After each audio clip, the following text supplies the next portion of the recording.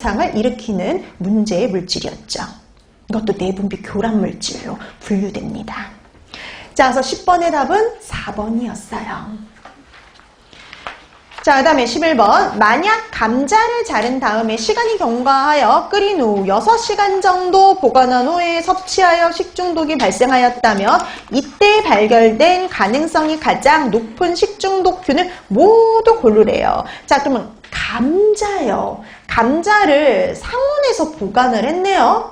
이게 장시간 보관을 했을 때 식중독이 발생했다면 가장 가능성이 높은 식중독균은 그랬네요. 전분식품에서 가열하고 난 다음에 이렇게 문제가 될 수 있다라고 하면은 대표적으로 뭐냐면은 스타필로코커스 포도당 구균하고요. 세레우스의 구토용들을 의심해 볼 수가 있겠죠.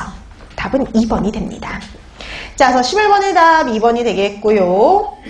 그 다음에 여러분, 캠필로박터 같은 경우에는 뭐 가장 대표적인 게, 미국 같은 경우는 닭고기. 그래서 닭에서 이제 좀 문제가 되기 쉽고요. 살모넬라 같은 경우는 특히 달걀이 문제가 되기 쉽죠. 우리나라 같은 경우는. 근데 미국 같은 경우는 토마토에서 크게 문제가 발생한 사례도 있었죠. 자, 11번의 답은 2번이 되겠고요. 그 다음에 12번. 전파 가능성을 고려하여 발생 또는 유행 시 24시간 이내에 신고해야 되고 격리가 필요한 감염병이 아닌 것은 그랬네요.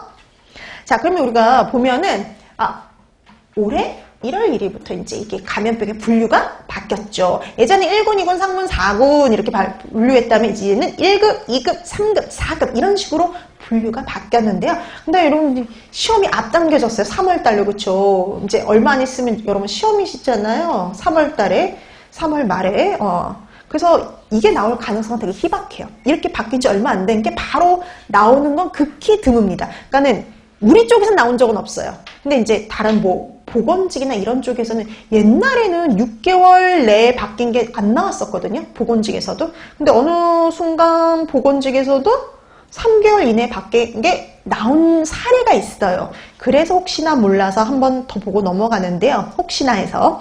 자, 우리가 이제 1급, 2급, 3급, 4급으로 분류를 하는데 발생 즉시 신고를 해야 되고 격리해야 되는 게 1급. 그 다음에 24시간 내에 신고해야 되고 격리가 필요한 건 2급. 그 다음에 24시간 내에 신고하는 건 똑같은데 격리는 하지 않는 게 3급. 이렇게 생각하시면 돼요. 그래서 3급은 격리는 안 합니다. 격리 얘기는 없어요. 자, 그럼 이 중에서 그럼 24시간 이내에 신고하고 격리가 필요하다. 그럼 이거는 2급이에요. 그래서 이건 보기에서 2급 법정 감염병이 아닌 것은 이렇게 물어보는 거죠. 우리가 2급 법정 감염병이 아닌 거 콜레라, 결핵, 장티푸스, 디프테리아. 자, 이 중에서 우리가 보니까 우리 예전에 알고 있던 장티푸스, 파라티푸스, 콜레라, 세균성 이질, 장출혈성 대장균 감염증, A형 감염 다 어디에 있냐면 2급으로 갔어요. 그 다음에 그 외에도 뭐 결핵이라든지 이런 것들이 같이 있습니다. 그럼 이 중에 아닌 거 4번이에요. 디프테리아예요. 디프테리아는 1급이에요. 1급. 자, 오늘 나누렸던 프린트에 있으니까 다시 한번 참고를 해주세요. 그러니까 우리 쪽에서 이렇게 3개월 이내에 바뀐 게 나올 가능성은 되게 희박하지만 혹시나 해서 다시 한번 확인을 합니다. 자, 그래서 12번의 답은 4번이 되는 거죠. 디프테리아는 1급이었어요. 자, 그 다음에 13번. 다음 해썹에 대한 설명인데요. 옳지 않은 거 찾아주세요. 1번. SSOP, 표준위생관리 기준. 요거는요, 해썹 도입 전에 시행되어야 될 전제 조건이기도 했죠. 그래서 식품위생적 측면에서의 관리 기준을 말하고요. 그 다음에 2번. 위해 요소 분석. 이러면은요, 위험의 발생 가능성이라든지 심각성 이런 거에 기초하고요. 그 다음에 관리 대상 위해 요소 1개에 대해서 1개의 CCP만을 설정을 합니다.